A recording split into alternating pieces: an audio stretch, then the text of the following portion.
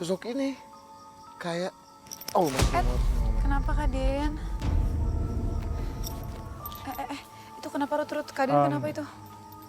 Ada yang ganggu Banyak lagi sekali. ya? Banyak sekali teman kamu di sini ya. Jadi dia sampai saat ini dengan ketawa bengisnya dia dan teman-temannya itu di belakangnya itu sangat banyak sekali.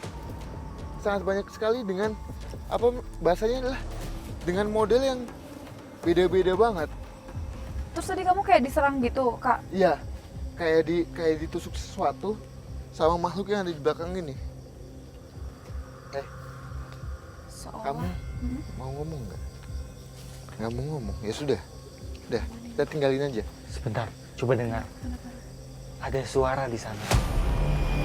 Di sebelah sana. Sebelah sana. Diam ngomong. Atau kita ke sana aja ya? Ya sudah, daripada dia... Karena sosok tersebut tak ingin memberikan informasi, kami pun melanjutkan penelusuran menuju suara yang didengar oleh Rudy. Yudi, kamu bilang ada yang melihat kamu tadi di sana ya? Tadi... Kak Den, kemana? Tiba-tiba Den Ananda kembali berlari seperti melihat sosok lain. Sebuah kolam yang sudah kosong dan tidak ada airnya sama sekali. Iya. Ada sosok anak kecil, Yudi. Ngapain dia kesini? Kenapa? Sosok yang tadi kita ketemuin di sana datang tiba-tiba ke sini, Tasya. Dan ini saya sedang memegang sosok anak kecil yang sedang main tadi di sini. Kayak dia ini kayak dengan muka yang sangat bengis juga, dengan senyuman yang bengis, kayak muka licik. Kak, ini anak kecil yang kakak pegang, tiba-tiba disamperin sama sosok perempuan yang aneh tadi itu, Iya Kak. nih, ada komunikasi. Siapa kamu?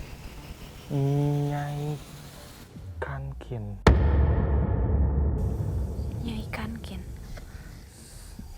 Kamu yang menyebabkan kecelakaan. Iya?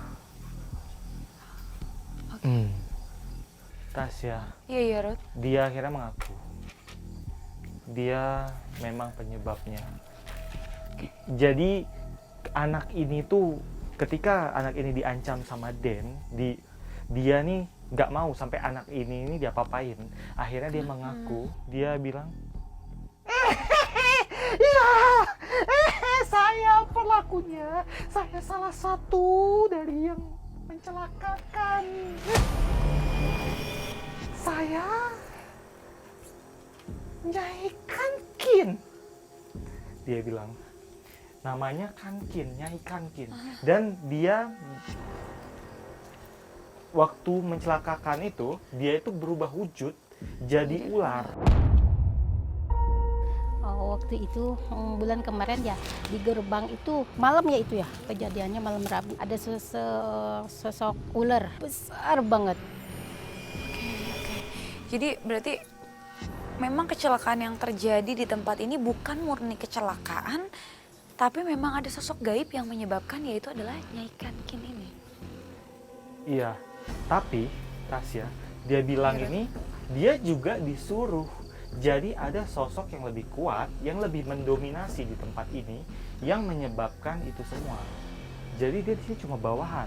Kami pun mendapat petunjuk baru bahwa sosok yang bernama Nyai Kankin ini diperintah oleh makhluk lain untuk menyebabkan kecelakaan. Oke, Rudy masih coba untuk komunikasi dengan sosok. Enggak mau, dia bilang. Enggak mau nyebutin. Tidak mau diberitahu. Iya. Seperti mencoba untuk ditutupi. Dia nggak mau nyebutin, mungkin dia takut Takut. sama yang lebih kuat itu. Betul. Masuk akal, benar. Jadi emang si anak kecilnya juga bilang ke ibunya, nah sosok yang itu adalah ternyata sosok ibunya, si anak kecil ini. Makanya pas anak kecilnya itu kita tahan, dia langsung Datang. komunikasi. Ya, dan dia bilang, sosok anak kecil ini bilang Iya, Kak. bahwa kecelakaan itu nggak hanya disebabkan sama dia juga. Lebih dari satu sosok yang menyebabkan. Enggak, bukan. Lain kan emang ada kelainan manusia juga kata sosok anak kecil ini. Jadi tidak sepenuhnya atas kesalahan ibunya. Dan ada lagi tadi dia bilang sosok yang lebih kuat yang menyuruh Nyai ini untuk Ruth. Mau kemana Ruth? Tiba-tiba Rudi merasakan sosok lain yang mendekat. Seakan-akan sosok ini ingin mengetahui informasi apa saja yang sudah kami dapatkan di tempat ini. Ada sosok lain yang coba mendekat ke arah kita. Ada sosok laki-laki di samping saya ini. Dia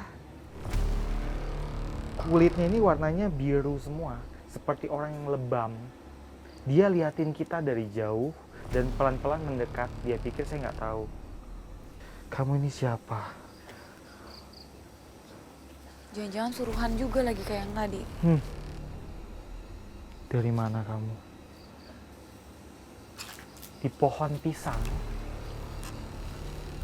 Di pohon pisang. Aku belum lihat pohon pisang di sekitar kita, tapi pasti ada di sini. Kaden. Aduh, ramai banget sama sosok-sosok di sini. Kamu jaga situ, Budi. Dengar nggak sih? Kalian dengar nggak sih?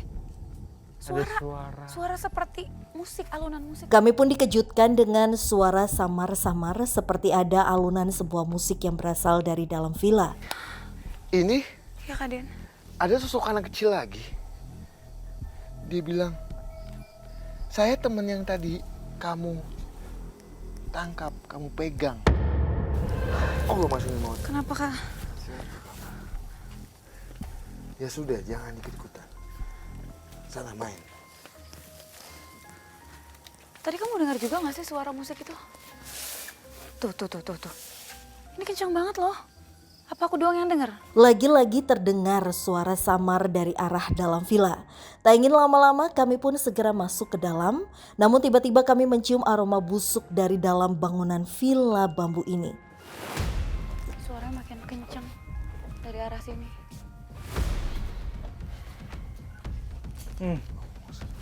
Tiba-tiba menyeruak bau busuk. Menyengat.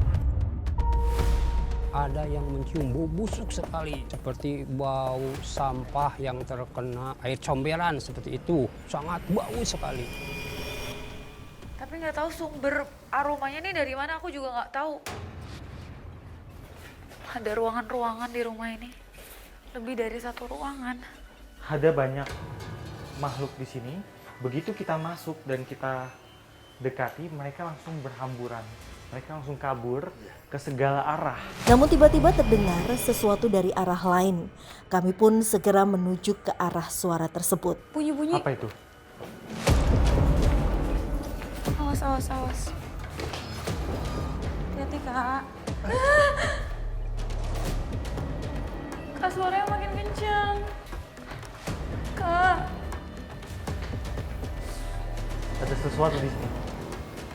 Tarik. Apa. Aku ngerasa